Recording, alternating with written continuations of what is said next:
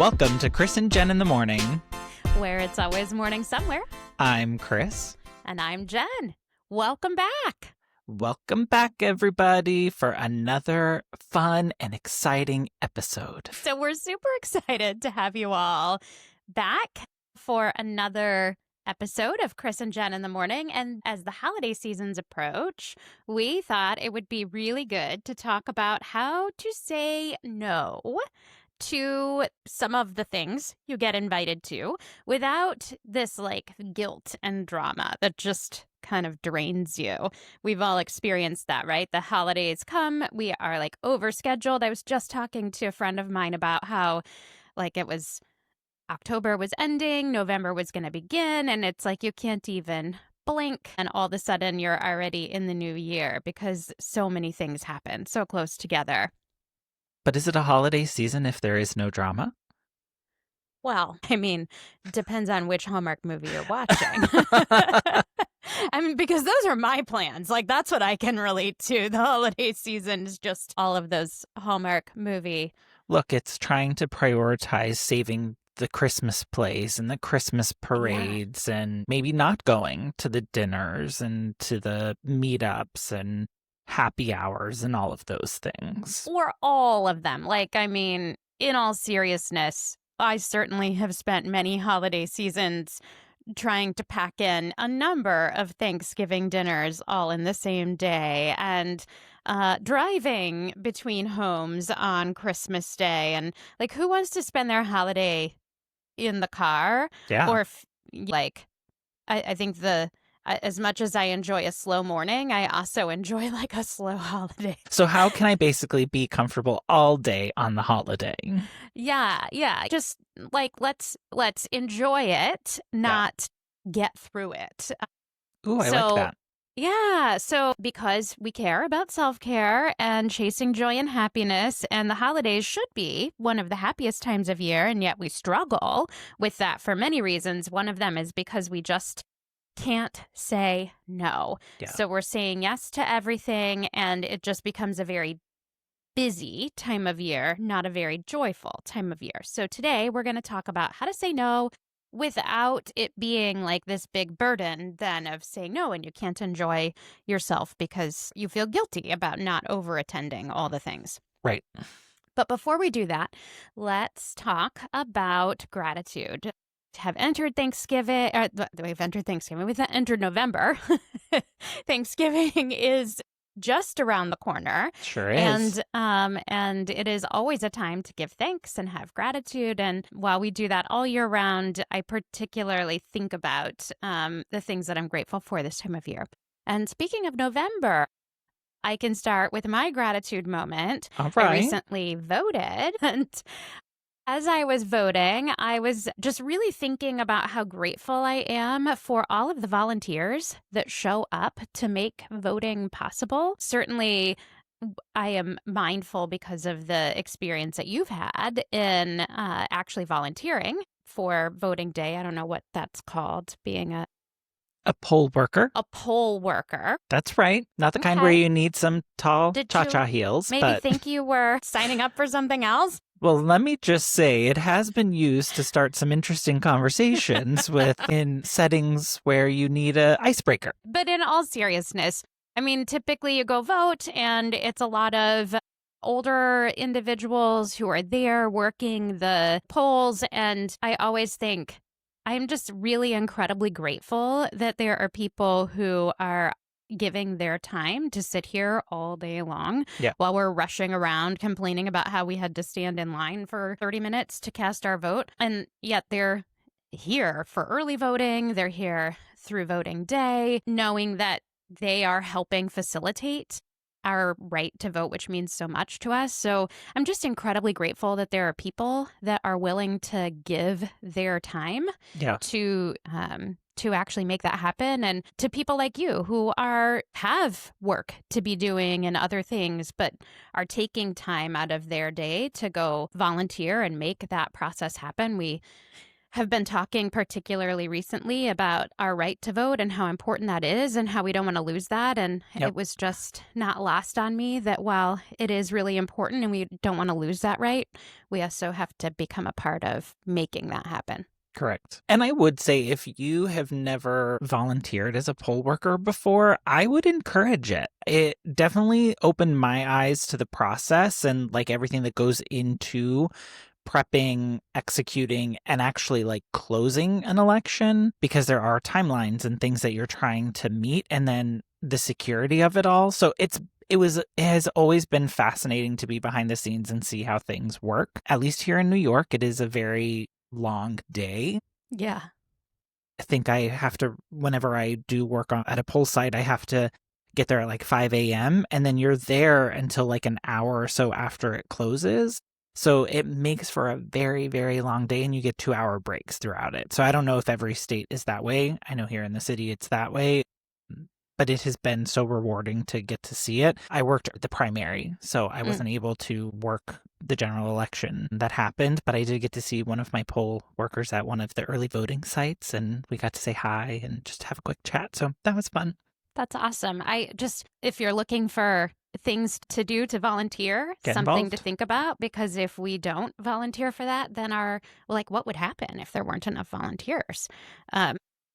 Well, and if you have questions about like the legitimacy or things like that, like go see how it's done. Like go roll your sleeves up, get your hands dirty, go do the work and learn. Like You are the only eye-opening. person that I know volunteers as a poll worker. So that to me was also surprising. So I'm feeling very convicted. It's probably something you'll find me volunteering to spend my time doing, and I would invite others of you who are listening to consider it as well, because we certainly need to make sure that we can maintain our right to vote. That's right. Okay, so my gratitude moment is around seeing people who are very passionate. This week, I've had the opportunity to see a few people who have truly embraced their like hobby or their, not the thing they make their money off of, but it brings them a lot of joy, happiness, excitement. And I've kind of been on this personal journey around how to find that for myself, like how to bring that joy out, how to express it, and how to share it more. Having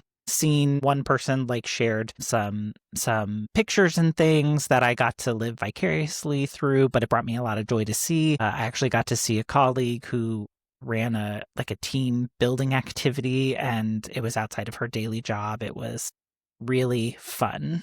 So I used that for inspiration, and I wrote a little something that I'm going to read to you. Oh, I love that. And I want you to tell me who you think it's about. Okay.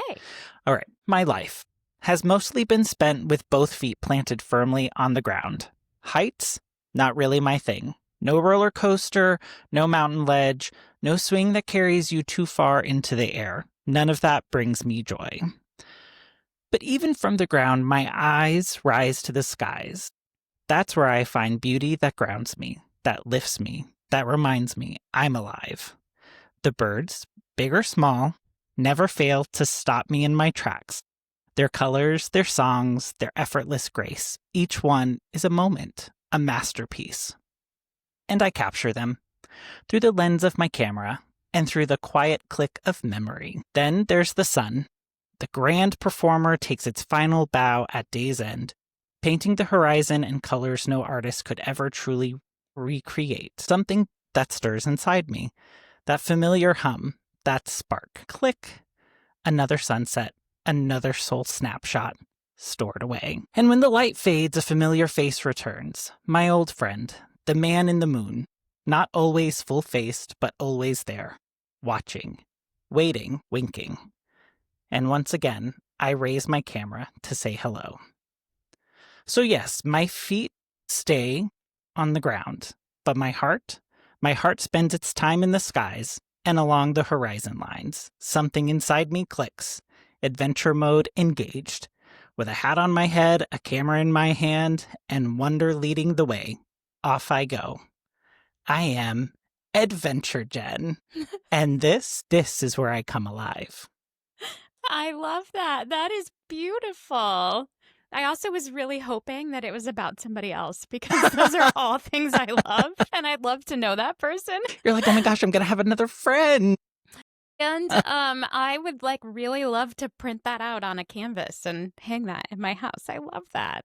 That's beautiful. You had Thank shared you. your pictures and they just like brought me so much joy. And then the last one that you sent was like you with your camera and your hat. And I was just like, oh my gosh, Jen is outliving her best life. That is so awesome. When I was there, I got to go on that adventure with you and Ace, and you really do. You just go into adventure Jen mode. So to see that excitement and that wonder, like it came through in that picture. So it just made me realize this week that I am constantly surrounded by people who are passionate about things and like take those opportunities when you have those bursts of inspiration to express them. And so that's what I did. I captured the essence of adventure Jen.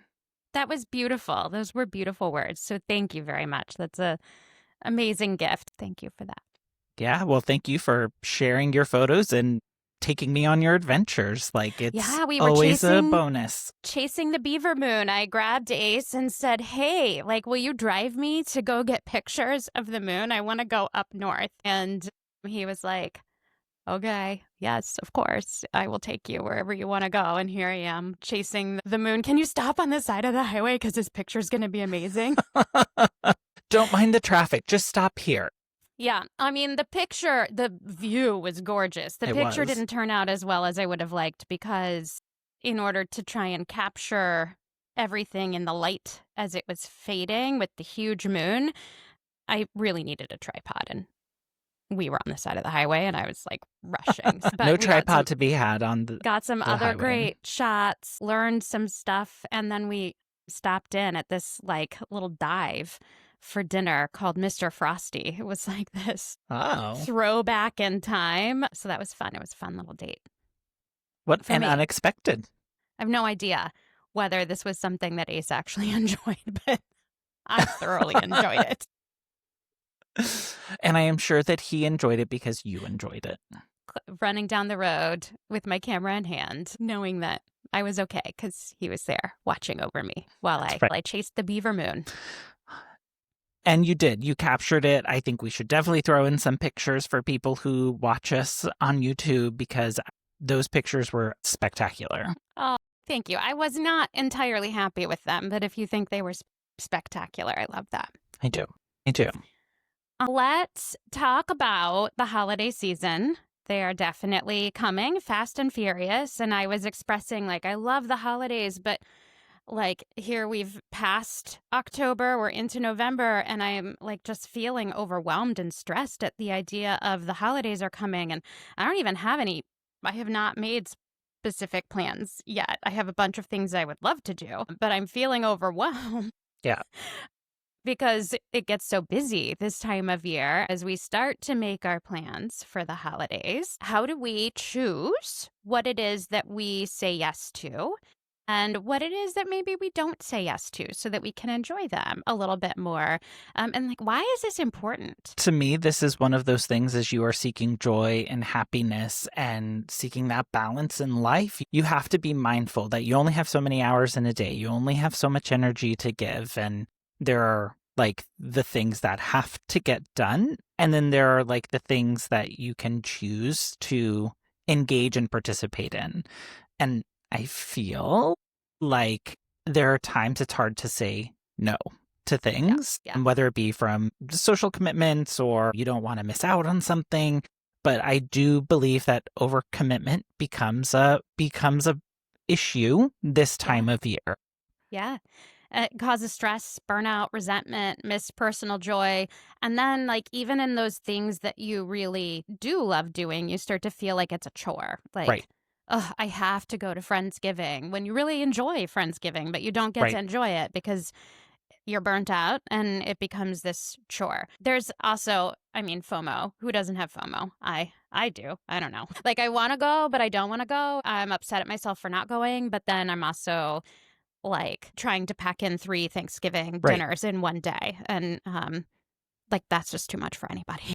Well, and I think it's also very possible, like, information and things are, I feel at this time of year, are constantly like coming at us. We're constantly being inundated by things that have to get done, very specific dates of big holidays or get-togethers, things like that. When all of that stuff is happening, we get into this space of, are we always making the best decisions and from the right place? Are these decisions being made? Yeah, or are we doing like some people pleasing, and the people we're pleasing is not really ourselves, or Right. even like the people that we love the most? If you're like me and you have an amazing partner in life, you could be dragging them around to the 3 Thanksgiving dinners that you overcommitted to, and you're not only making yourself miserable, you're making them miserable too. And Well, I what's don't that know. saying? Misery loves company. Misery So loves company.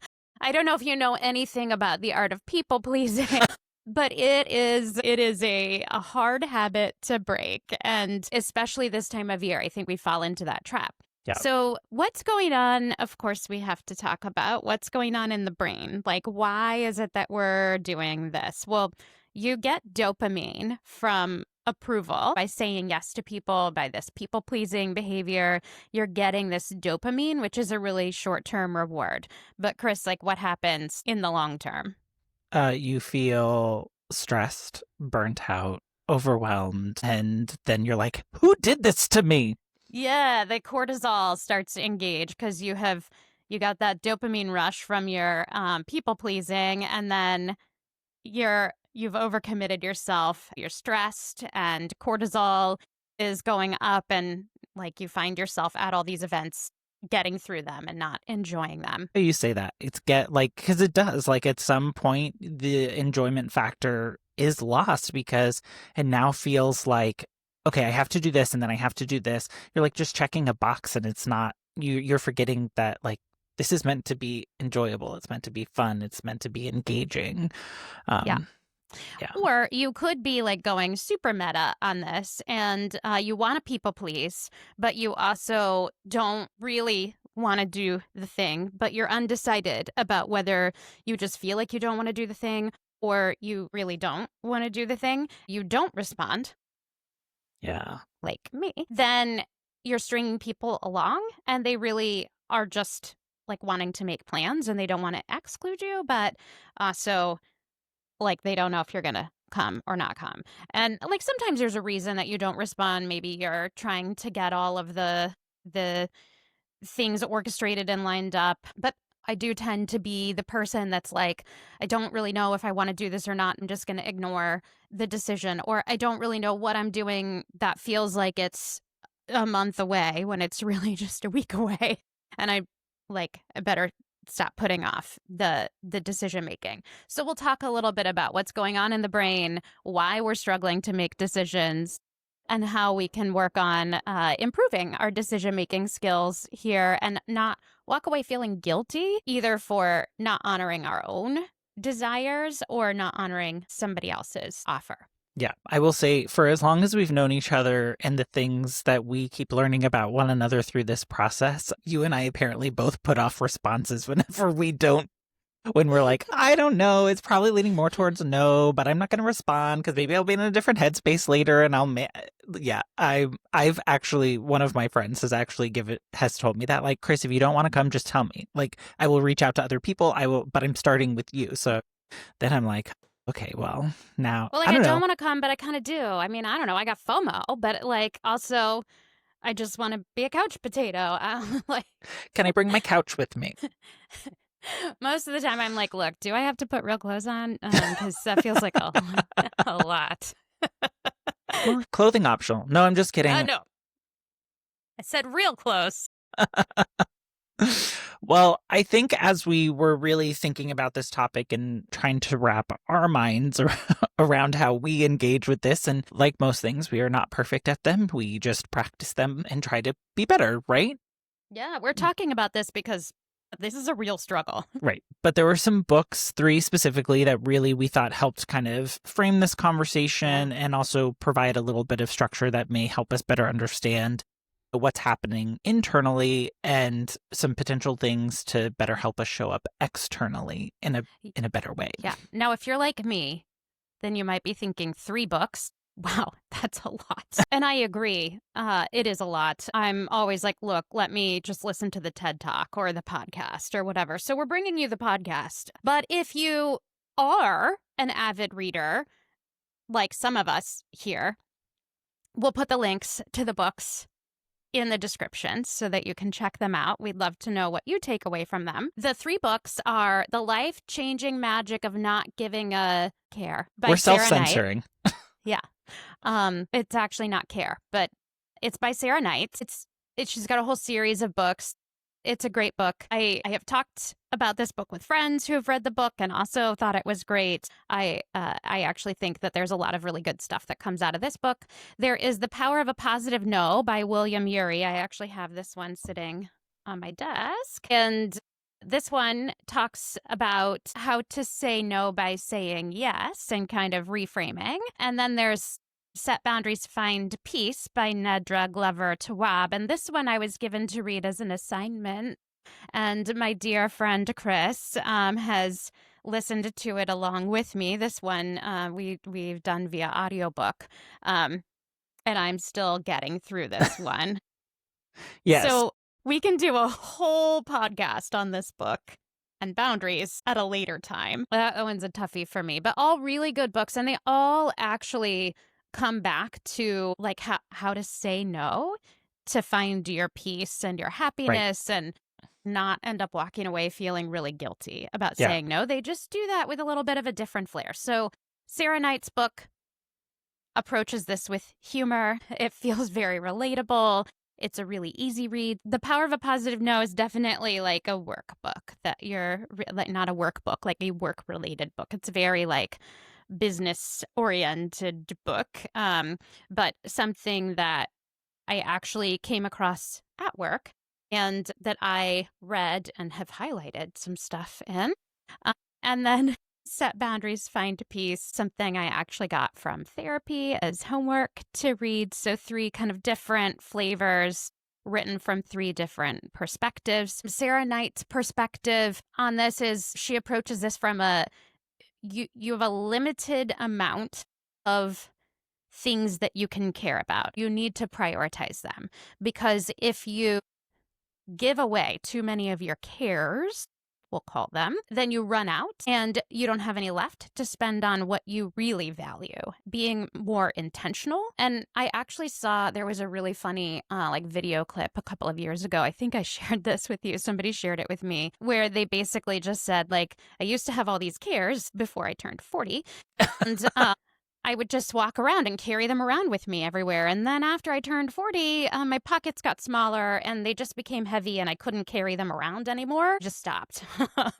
And that sentiment is really what comes through for me in this book is kind of taking a humorous approach to thinking about boundaries. And instead of thinking that you have to do what pleases everybody else, thinking about what your values are. Sometimes you do things not because it is the thing you want to do most, but because something that you value, it will matter. So, you know, sometimes you do things that your partner wants to do because they really want to do them. Like, I don't think that my husband was particularly like, I really want to spend my evening driving around looking at the beaver moon, but he knew that I did. That was a priority for him. So it's also not just think when self-centered, but frame it that way, it does like I think help bring things into a perspective of like identifying where that joy is coming from and where you're seeking. Because in that exact instance, like, is Ace's excitement, energy, fun coming from driving the car? Likely not. It's likely seeing his wife have enjoyment and pull over here. I want to take a picture from here. Now he may be like, oh my gosh, we can't stop here. Yeah, more like, please don't fall off the cliff or walk into traffic, or I prioritize keeping you safe. Don't worry, guys, I'm not standing in the middle of the highway taking a picture. She is not the reason it took you a while to get home. As much as my heart wants to, but she approaches this like there's an economics to this. You have a limited supply, and there is unlimited demand. You need to think about how you're going to use your supplies so you don't deplete yourself. So you identify the obligations that matter the most, and you do those, and you do what you want to do, and then you don't do the things that you feel obligated to do that just don't really matter. And I think these other two books say the same thing, just with a different approach. So The Power of the Positive No by William Ury, the way that he approaches this is structuring for an assertive, respectful no. So you say yes to yourself, you say no to the request, and you say yes to the relationship. So it shows how saying no strengthens relationships when you do this right. So like in your example, you're not saying no to the request. You're just like letting the relationship sort of hang there, Yeah. and keeping your friend in limbo. I do the same, and that like takes a toll on relationships. It could look like, what, I actually don't want to attend this Tupperware party because I don't believe in Tupperware, and I do want to support you. I am going to share your link, or whatever the case may be. Let's go have lunch because I do value spending time with you. It's thinking about how you can show up for your friends and meet in those places that have drawn you together to have Yeah. a relationship in the first place without compromising on spending your time doing the things that fill you up. If you aren't filling up your cup, then you're showing up with an empty cup to Yeah. everywhere else you Exactly. go. And so, like, the empty cup version of me is not as good as the full cup version of me. Uh, Sometimes you have to stay in and watch the Hallmark movies so that you can go out the next night That's right. and have your cup a little bit more full. Now, if you're staying in every single night and maybe you just don't like to go out, that's okay. But if you don't spend any time with your friends, then you may find your relationship starting to distance. Right. And And then then setting boundaries, finding peace. Talk about that one because you've actually finished the book. I did, yeah. So Set Boundaries, Find Peace by Nedra Glover Tawwab. It really is about boundaries and understanding how boundaries impact you, but also how you set them and how you manage them. It's the practical strategies of normalizing them, handling what guilt may come from it, especially if it's something that you are having to develop and create. And what I really appreciate about this one is it also provides like this perspective of managing expectations. Because again, we do, like, burnout is a real thing. Being overly stressed can truly drive people to show up in ways that they don't want to. So it's really expressing how boundaries aren't selfish. They protect your mental health and your relationships. And the thing that I appreciate about it is that she actually brings in real life stories of clients that she's worked with to help like make it real. And many of the situations are things that I think all of us have been in once or twice before. It's true. And while I struggle to relate to the tone that the author sometimes takes, particularly as she's reading the book herself, I do think that there are so many really good things, which is probably why it's recommended for me to read, about in this book about how you realize you do, if you're not very good at setting, well, if you're not really good at setting boundaries, then maybe the word boundary even feels disruptive to you. Or maybe you've seen people really build walls instead of boundaries. And she talks about what's a healthy boundary, what's not a healthy boundary. So sometimes, actually, what I realized this last week is I always think of myself as not being good at setting boundaries, but I think maybe actually I actually do set really rigid boundaries sometimes. And that's also not healthy. Thinking about how do you normalize boundary setting instead of being in this people-pleasing mentality where you are just trying to make everybody else comfortable and not thinking about making yourself comfortable. Well, and I think the thing that kind of makes this all real and they all tie in together, it's about this focus on yourself and understanding what I need and like what brings me joy, what brings me happiness, but also understanding we are surrounded by people, circumstances that we don't have control over. So how do we show up true to ourselves while also showing up for others in a way that is true and authentic to ourselves? And what's so interesting is you said focus on yourself. And I almost popped in to say, but not in a selfish way. And I was like, but isn't that the whole point, is that sometimes some of us feel like it can be selfish to Right. focus on yourself, and that's actually not selfish. It's important. And I say this from a work perspective all the time. Like, if you don't take care of yourself, who's going to take care of you? Yeah. Like, that is your responsibility, is your accountability. It is how we raise our kids as parents, to learn how to take care of themselves. So like it's not selfish to take care of yourself, and yet we sometimes feel guilty about it. So just spending some time thinking about that. If you can relate, that might be where you want to start. There is some neuroscience, of course, behind this. So if you're feeling like, hey, I can relate to these things, just know, like, we're in the middle of all of this too. So there's no judgment. There's no shame in any of this. It's just trying to understand more about where our brain is at, why it's there, what is happening, like what kind of cycles are being created with all of the chemicals that are being produced by these situations. And then how do we choose a different path in an easier way where it's not so difficult to break the cycle? There is, Chris, the amygdala, which is one of We the things we always talk start about just constantly. We always start from the amygdala. alphabetically, it's where we begin. It is. It's your emotional alarm system. So the amygdala is not bad. I think we often think amygdala hijack and we think, oh, that's a bad thing. But it is your emotional alarm system, and it triggers guilt and fear around saying no. There's this fear of social rejection, and that's why the guilt hits you. So I think understanding what is happening there helps you break that cycle that gets created.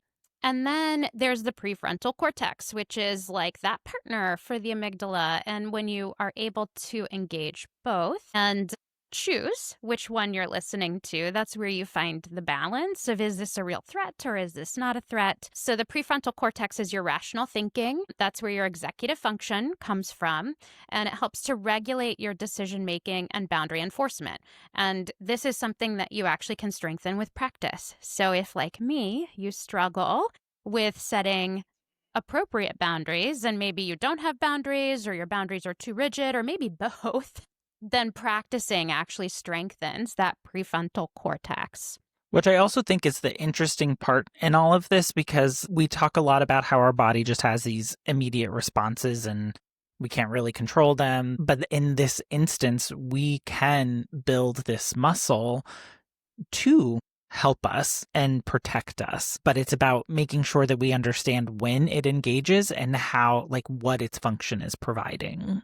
Yeah, so that's a really good call out. So I think you have to listen to the thoughts that are running through your head, driving what you're doing. So if you're saying, I don't want to say no because I'm afraid so and so will be offended, upset, afraid of missing out, afraid of these things. I'm afraid this person will be angry. That is the amygdala. That's that you're engaging right there. That's the fear response center. It's a really important thing that we have that helps us stay alive, but we tend to overengage it. If you are then starting to think rationally about, okay, why would I think that somebody would be mad at me? As I often, when I'm able to reframe this well, what I say is like, is that really what I think about this person? Like, do I think so little of them that they will be upset with me for, not wanting to spend my holiday in the car driving around for 3 different Thanksgivings? No, like, I know that you respect me, I respect you. So if we're just upfront and honest with each other, which I think is what your friend was getting at, like, I'm not going to think less of you. So that's the rational thinking, right? Also, it can be, hey, like, I really do need to do this because it's important to this person and I want to be there to support them. While it might not be the thing that I get all of my joy from, I will get, joy from being there to support them. And I think that's a really important distinction too. It's not selfish. It's not just self-serving. It's thinking about you and others, but you can do that in a way without depleting yourself. Right. It's like allowing yourself the time to process and be making your decisions out of a place of purpose versus just that initial response that's triggered when you get that, like, text message or, phone call inviting you to come to this thing. Yeah. Now, assertive communication engages that prefrontal cortex. And I think this is something I struggle with a little bit, Chris, because the word assertive just feels like a dirty word to me. And, that You don't say. that could be, I was definitely branded as being incredibly assertive early in my career. A competitive person, that assertiveness comes out. And that's something that was really coached out of me quite a bit, even though it is a part of who I am. When pressed, I will stand up for myself. But talk a little bit more about assertive communication and how that can not be a bad thing. I think whenever it comes to that assertive communication, it's kind of tying back to around that boundary setting. Whenever we're being super direct, when we are setting those expectations, it allows us to not feel so jumpy. I don't know if that's like the right word to use, but I think assertive communication is making it clear to individuals either about what the expectation is, what you are doing, what you can't do. It's not leaving that ambiguous, but also there's some things like if you don't enjoy going to a bar because they're crowded, you don't drink, like Oh whatever my the gosh, case may there's so be. much noise that happens and it's just overwhelming. Correct. It is safe to say, to at least I believe, when it Mm. comes to friendships, like you should be able to have an honest conversation with a friend and be able to say, look, if you're going to go to a bar for happy hour or whatever, I'm not interested. Like, here's the reasons why. And that's assertive communication. That is clearly Yeah. stating your boundary. It is clearly stating, like, if that person were to reach out to you and you were to, like, don't be surprised if the answer is no. But if you're maybe hosting a little like cocktail hour at your apartment with just like a few people, I would totally be down for that. Like, to me, that's what assertive communication is. It's like being certain about what you want and being able to advocate for that. Correct. Yeah. Now, all of these things, though, like we've talked about even previously with our brains, that is also where our chemicals are Yes, your engaged. That's neurochemicals. right. Yes. And those things can make us feel and respond in certain ways as well. So Yeah. when we talk about the emotional alarm system, whenever it does kick in to start those neurochemicals flowing in our system, so we start responding in ways that either we're happy about because Yeah. it's truly protecting us from the thing we're afraid of, or it's potentially making us show up in a way that we really don't want to show up.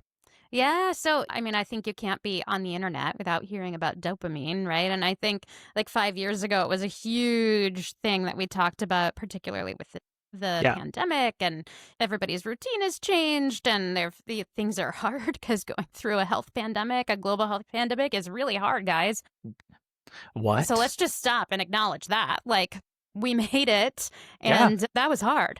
But we talked a lot about dopamine and that reward from social approval that you get in saying yes to something, whether even if you don't want to go, like that does give some dopamine, especially to the people pleasers. So being aware that that might be what you're chasing versus, what it is that you actually want to do. Cortisol, I am well acquainted with cortisol.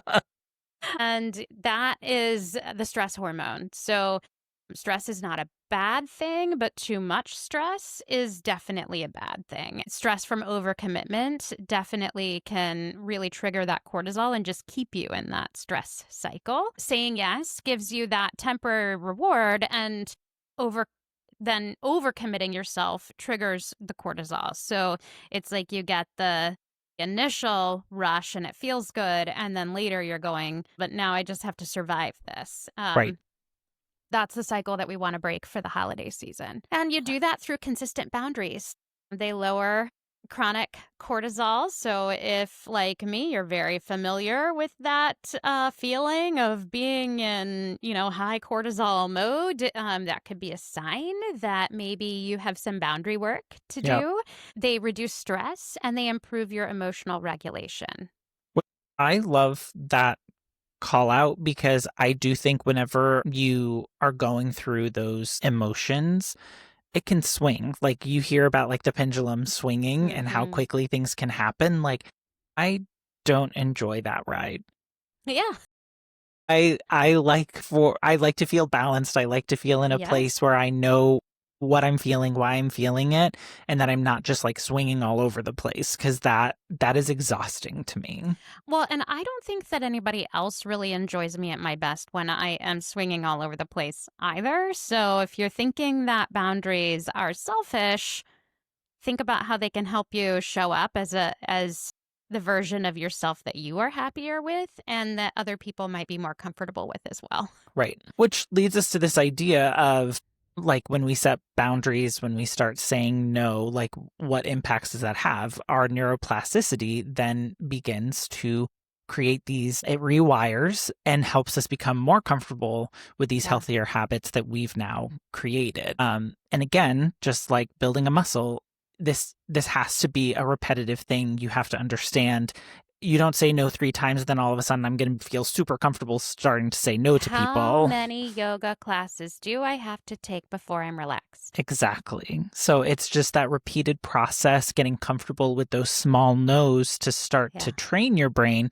So that way, whenever like you have that bigger boundary that you've set, and maybe someone is coming and pushing up against that boundary, you can start engaging in that conversation and hold that boundary, feeling a little less guilt about having to or wanting to engage in that conversation and being happy with yourself in that decision making. Yeah, absolutely. There's a movie that came out last year that talked a lot about this. Inside Out 2, for any of you that have seen it. Maybe you've got kids that have seen it, or maybe you just like to watch Disney movies like me. And I mean, I do too. Yeah. And it talks about emotional regulation and the brain's stress response being at the heart of the story. Right. And I mean, I think if you've seen Inside Out too, like whether you're like it's great entertainment for children and teaches them some of the, fundamental basic things, but also like as adults, as you watch this, you are likely it's resonating with you. You are likely understanding. Right. Exactly. I mean, some of those characters are really built off of the very things that likely in our minds, if we're all being honest, that's what we're thinking, saying, feeling. That's how they're showing up. And again, we are all wired this way. And I think that is like the frustrating part, especially if you're a control freak like I am. You want things to be done a certain way. And whenever you can't control it and you're trying to figure out like, how do I get control back? Like you have to start understanding that sometimes we don't have control. Yeah. And reframing the situation and understanding how we are showing up so that way we can try and set ourselves up for success. Yeah. Sometimes I feel like there's this like devil and angel on my shoulder, or this like war within me, and my amygdala is like this overdramatic friend screaming, run! And my prefrontal cortex is like the calm friend holding the cup of tea saying, well, let's think this through. Let's talk about the practical how-tos, because all of this is way easier said than done trying to balance this. So how do you actually like disengage the amygdala so it doesn't run away on the fear train and put you into this perpetual people pleasing of saying yes to all of the things that maybe only some of you want to do? Right. What's the first step? First step, I'm sure this will be shocking to many, is to pause. What? I know you have now realized you are in this space and my gosh, what is happening? What am I going to do? Take a pause. Take a pause. Slow breath. Take a 2-week pause and never text the person back. Well, apparently, no. That is not what That's not it. Not what people want. That's not the kind of pause we're talking about, guys. That's that's more than a pause. So a pause is a breath, right? Or 2, whatever you may need. 3 to 5 seconds. That's what it takes to activate your rational thinking. So when I hear take a pause, sometimes I think people are talking about like walk away. And sometimes it takes time for like feeling to dissipate. But really, if you catch yourself before you get carried away and you start really listening and being in tune with yourself, it just takes 3 to 5 seconds to activate that rational thinking. So what I used to tell my team at work quite often was take 3 deep breaths. So let's return oxygen to the brain.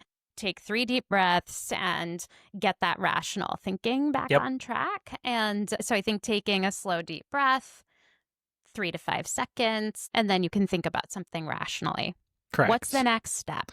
So the next step is something that I enjoy whenever I'm able to regain control, if you will. We've talked about this idea of name it to tame it. It's about labeling the feeling that you're experiencing. And this could very much so just look like, well, this is I'm talking about like, oh, I'm afraid or I'm panicking, and understanding those things come from our amygdala. So how are we, okay, now that we know that this is where it is coming from, labeling these emotions, reducing that like pressure or that pulsation. I don't know what it's called. I don't know why my amygdala gets so engaged so frequently. Yeah. But it's understanding that if we can start to name it, we can start to wrap our arms around it and try and start moving in a more better direction. Yeah, I mean, usually if you can name something or label something, then where to put it or what to do with it.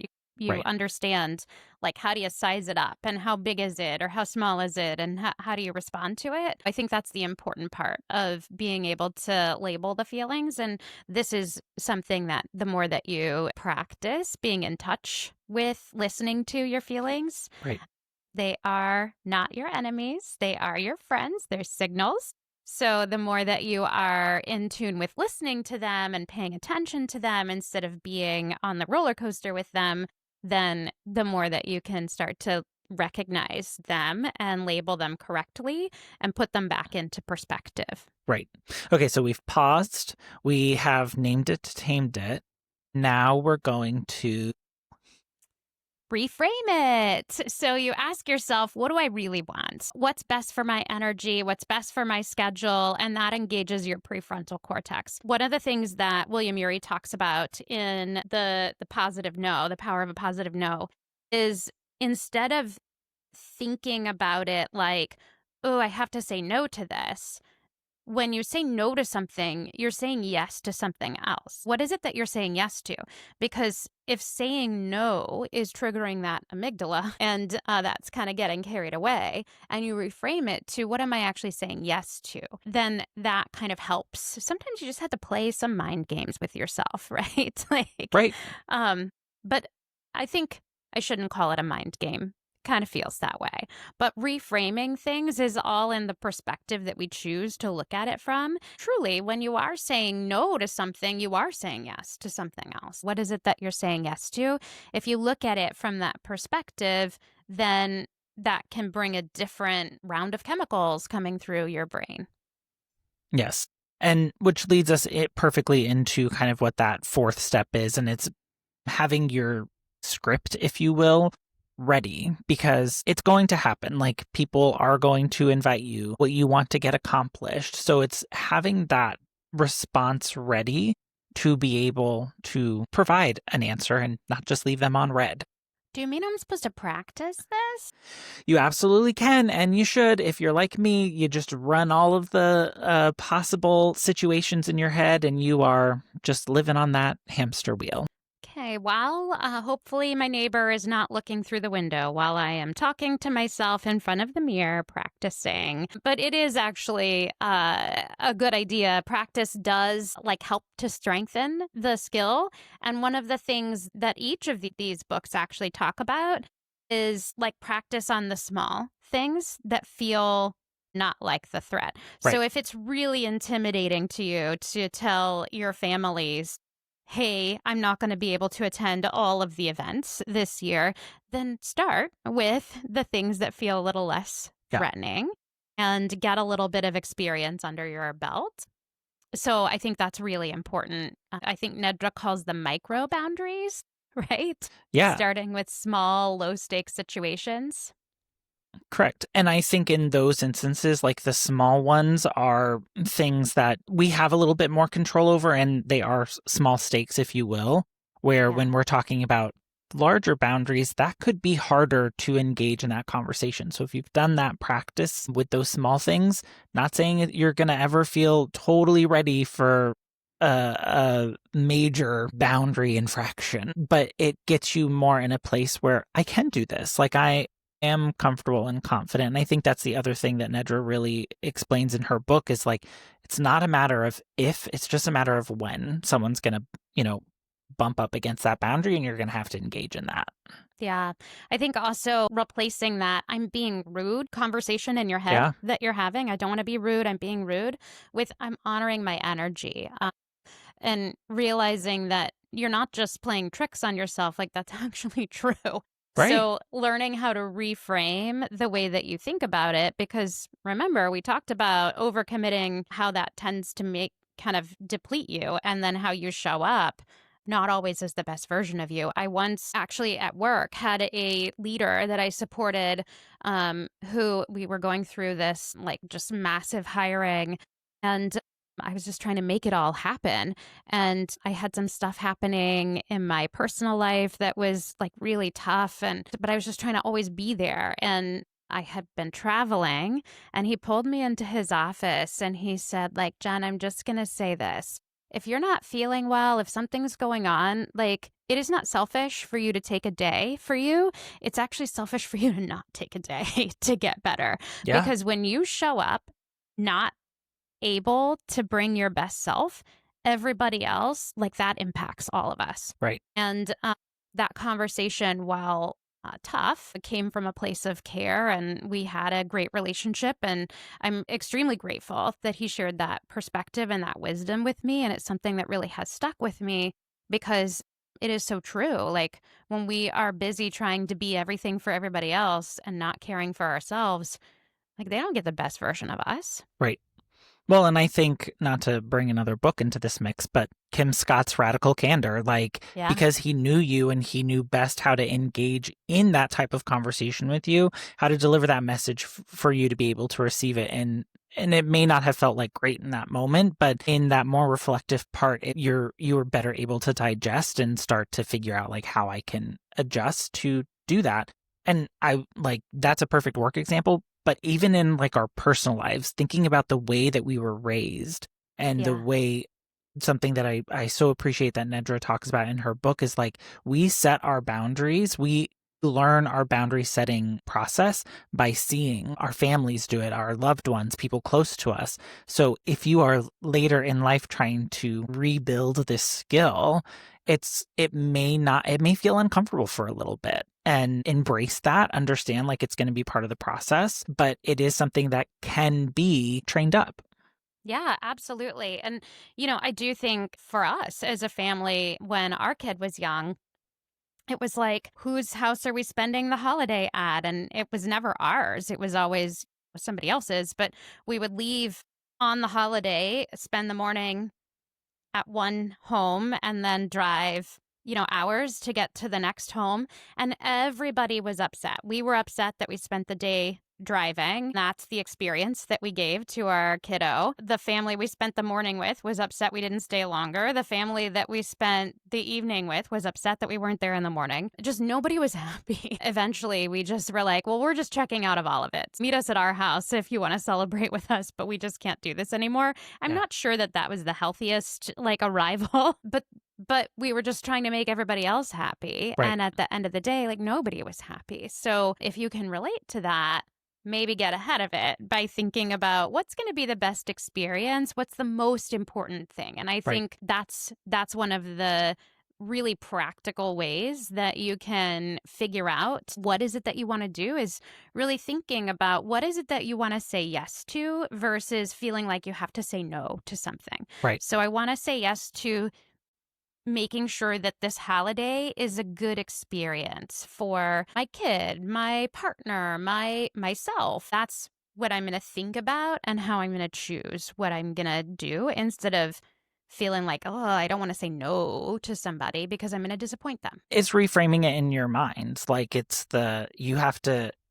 you will feel more comfortable if you are understanding that yes to no. Mm-hmm. In the process of doing that, being true and honoring your feelings, how are you being honest but kind to others who may be inviting you, or, oh my gosh, Jen, it would be so good for you to be here for this.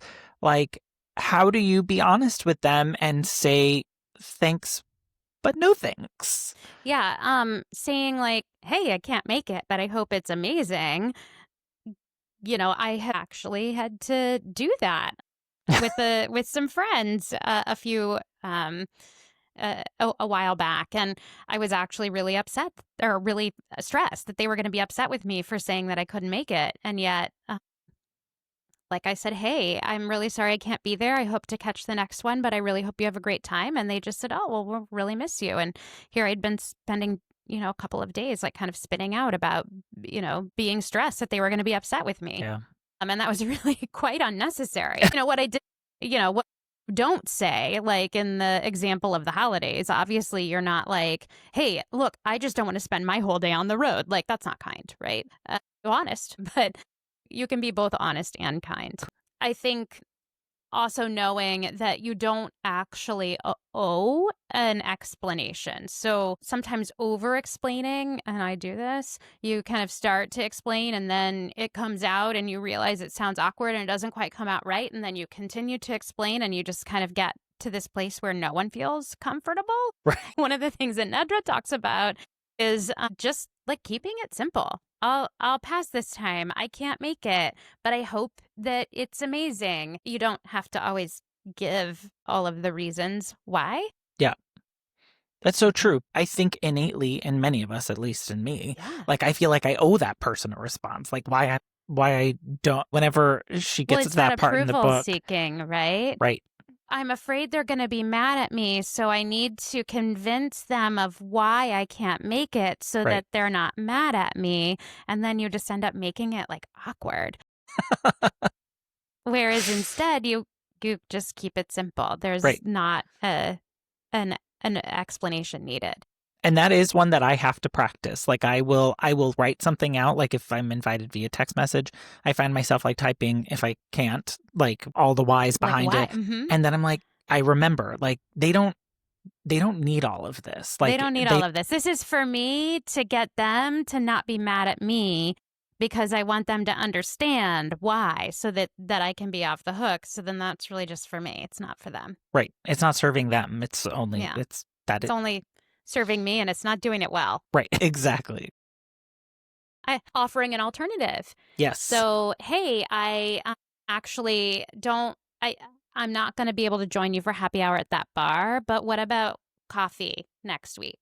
Right. Like, and I think that's like that goes back to honoring the relationship, right? That William Ury talks about is like you're saying no to the event, but you still want to engage and you value that relationship and you still want that time with the individual.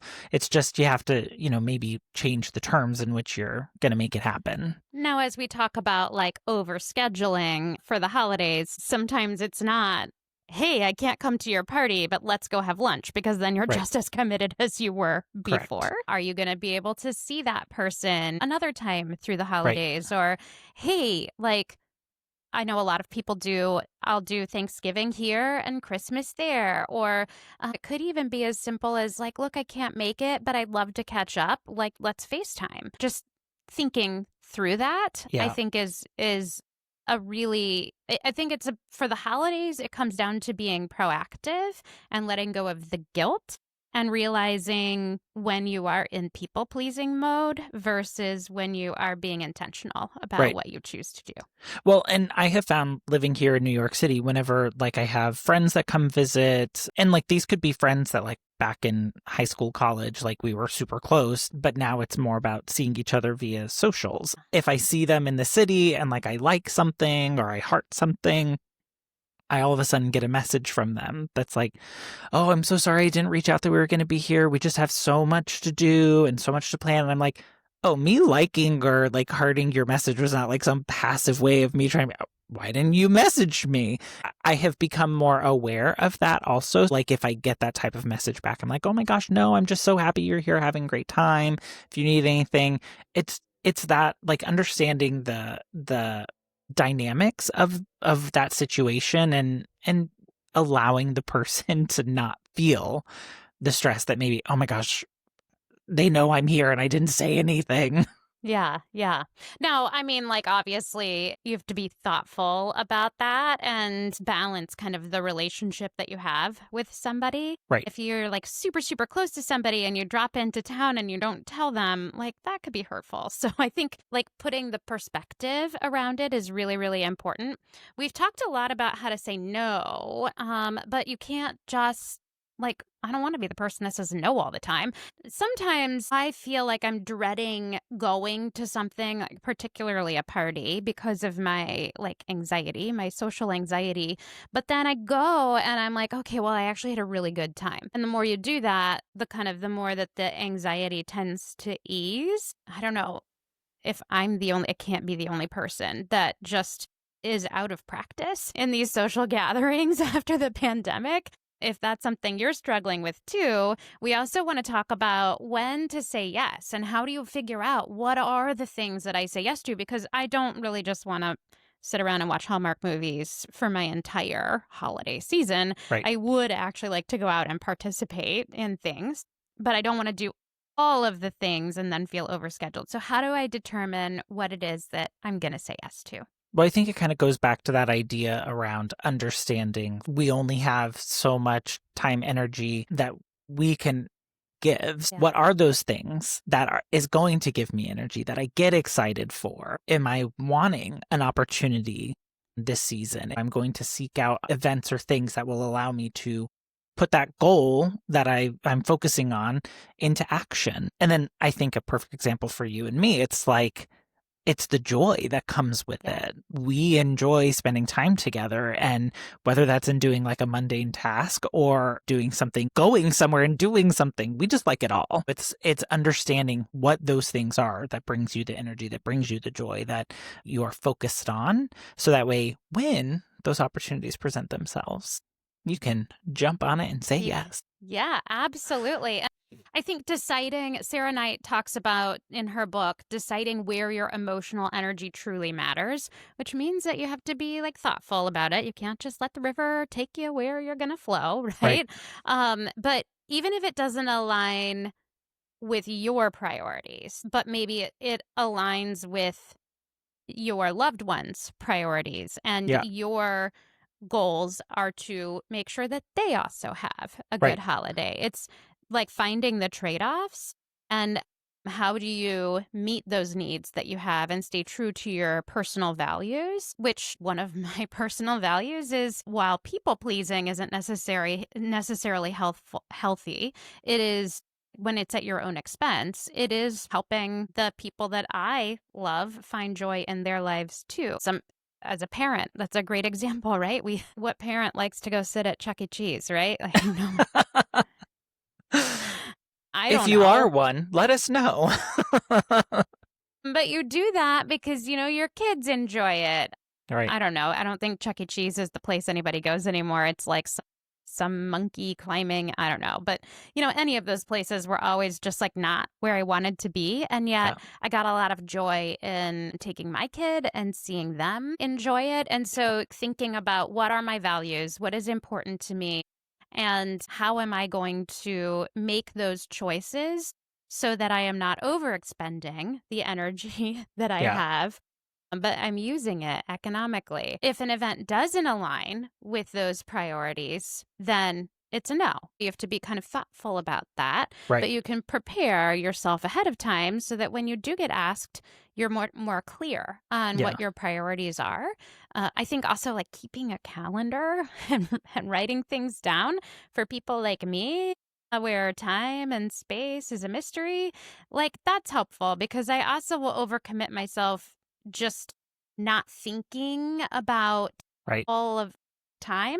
I have this friend who I just adore, and she does like lots of planning of stuff, and I just show up and say yes. Yes, you're gonna pick me up, tell me where to be. But sometimes my like saying yes means that I've committed to something that I wasn't really thinking about how it is like fits into all the other things. Yeah. And then not only do I get myself into trouble, like I annoy the people I love when I do that. And so just kind of putting it on a calendar Right. that you can visually see is sometimes helpful as well. I don't know if you've experienced this having like moved away from like your immediate area of your family. I know that for me, I found like when I lived within a 5 mile radius of everyone, like you were almost like in a rhythm that it was like there was a flow. It was like, especially during the holiday time, going to this person's for gift opening, going to this person's for food, going to and as like I have left and moved far away, I find going back into those rhythms exhausting. Yeah. And don't say it like, if any of my family is listening, this is no dig to any of you. It's just that I did not realize like how much like when you're in it, like you're used to it. Like that's your flow, that's your rhythm. But like now that I am here and I have my own ways of doing things and my own schedule and calendar to keep and manage, like it's very different whenever like it's not as easy just to jump back in. Well, I think it can, for some, the idea of like breaking tradition can feel like a burden, right? Correct. I know this year we have some traditions that we celebrate in our house around birthdays. And this year we said to our kid who is in the early 20s, so not really a child anymore. Parenting adults is like hard, right? Because you have to let go of the reins and allow them space to be their own person. And nobody taught me how to do that. You've created an independent Oh my individual who gosh. wants to express their independence. Right. There's a birthday tradition that we have, and we actually asked, like, do you want to celebrate this way this year? And they actually said, well, actually, I'd prefer this instead. We were like, that was a little bit hard at Yeah. first to be like, wait a second, but this is like how many years, like 20 some years of tradition. And it's like, but what? Like the whole point of this is just to like celebrate and be celebrated. Right. We want to do that in a way that like supports each other. Sometimes letting go of those long held traditions, can be okay, even Right. though it feels like, well, we do this every year. This is just what we do. So I think thinking about like, are we doing this tradition because we are getting joy from it? Or are we doing this because it is what we always do and Right. it has become an obligation instead of a thing that brings joy? And when your traditions start to feel like obligations, it's a good time to check in and say, like, is this where we should be investing our energy? Because life is really short. So why are we spending our time on obligations Right. versus things that bring us joy? And obligations that we're creating, let's be clear. Right. Yeah. No, now sometimes there are obligations that you absolutely just have to do. Like, I mean, going to Correct. school, kids, like, that's an obligation. It may not be a joy bringer, but you're getting something out of it, or you should be. I'm not saying we all got to pay the bills. We have to sometimes do the things we're obligated to. If you are doing things you are obligated to, you should understand why. And if you're going, well, it's just because we always have, then maybe it's time to rethink it. Right.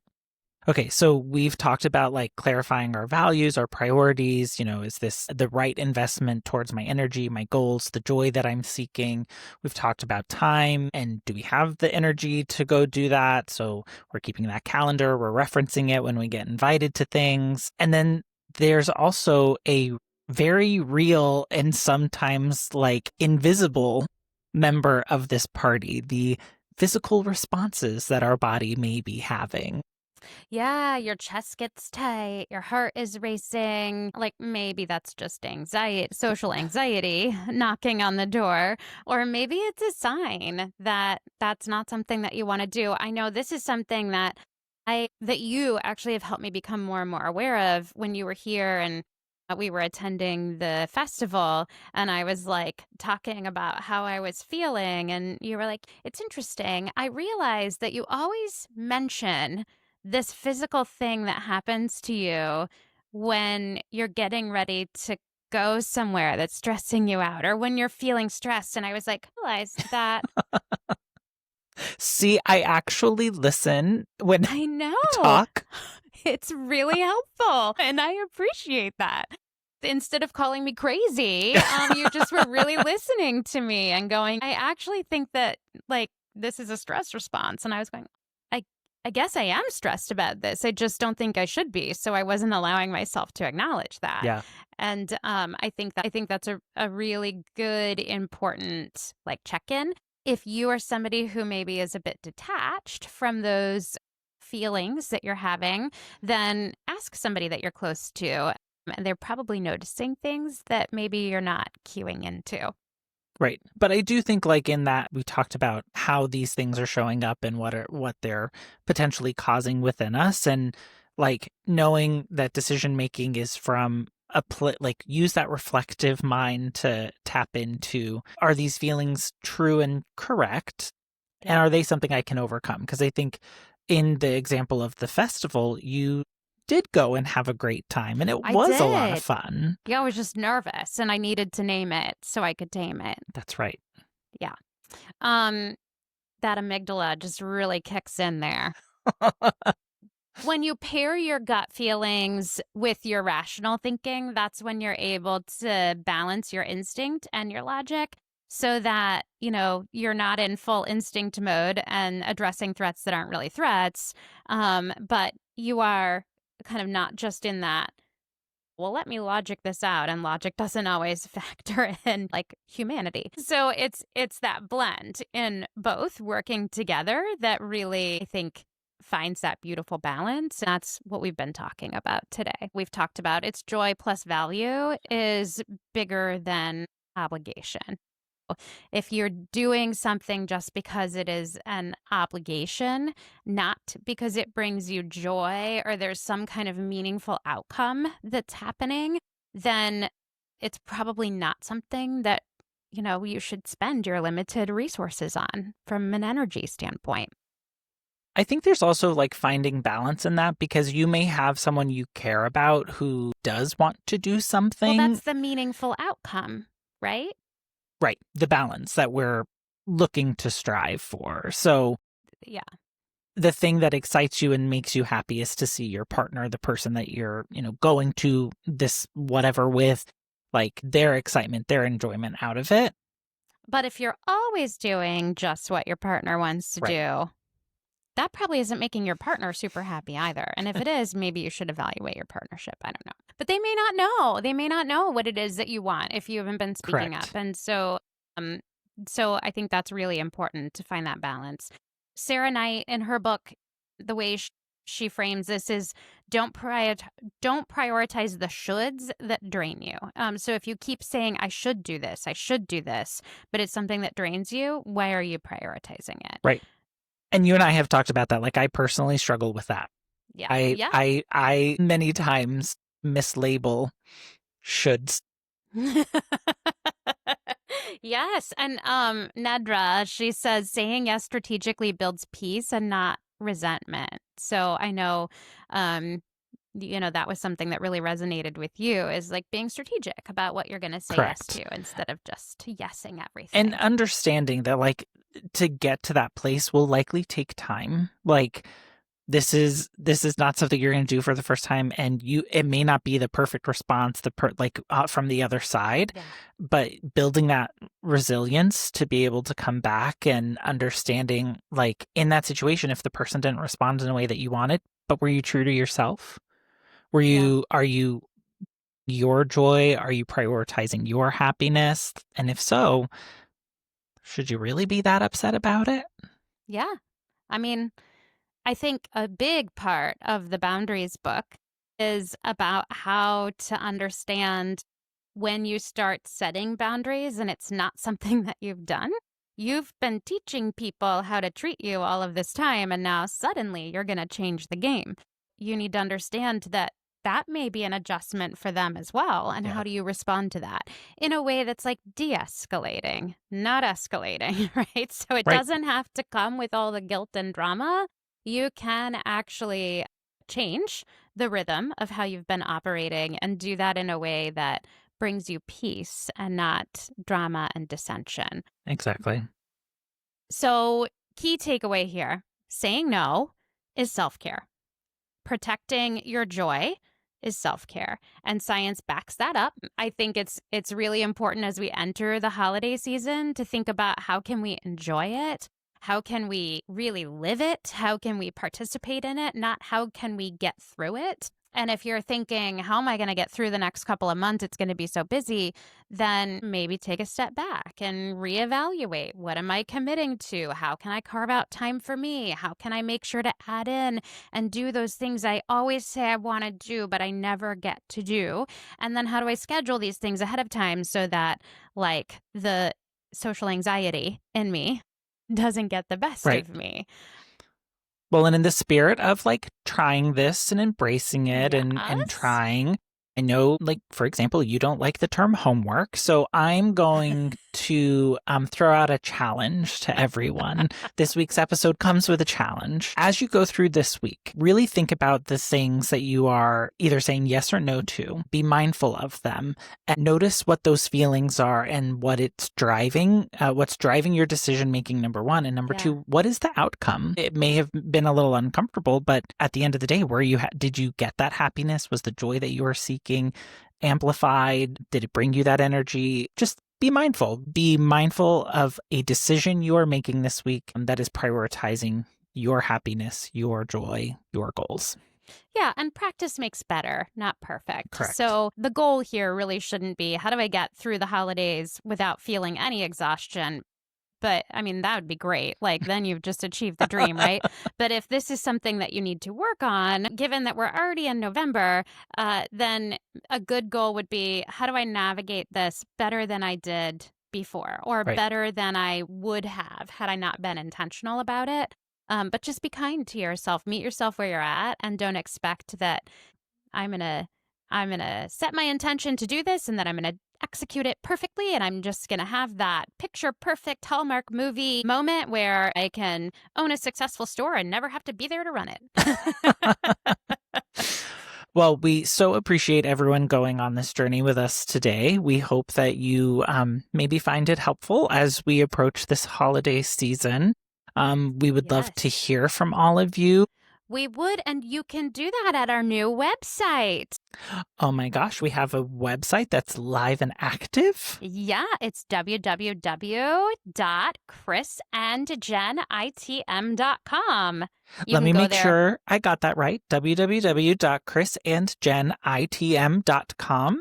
Yes, ITM for in the morning, but you just don't have to type out all those letters. So you can go there and find all of our socials. You can submit a message to us. You can check out what we've been up to. There will be updates coming throughout the holiday season, so stay tuned for that. You can find our merch. So if you're looking for a good holiday gift to give, check that out. Who doesn't want a Chris and Jen in the morning mug?